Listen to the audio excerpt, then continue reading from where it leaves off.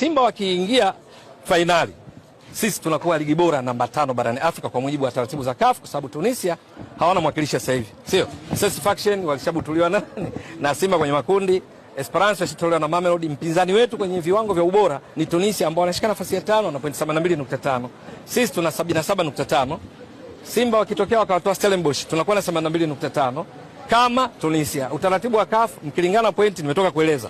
Aliyepata karibuni anakuwa juu. Kwa ligi yetu itapanda, itakuwa namba 5 kwa ubora. Kwa hiyo Mbeya City wakipanda wajipange, wanakuja katika ligi ambayo ni katili, haina huruma. Ukikaa vizuri watu wanakushona 5 4, lakini wewe ukijipanga vizuri unashinda. Simba kama zilivyo timu kubwa nyingi, hakuna nafasi ambayo anasajiliwa mchezaji wiki. Wote wana ubora, ila bahati mbaya kwenye kupanga kikosi kwenye mpira wa miguu huwa wanaanza wachezaji 11, wakikupa matokeo mara nyingi wanacheza wao. Haimaanishi kwa mfano Duchu hana uwezo kwa nani? Kwa Shomari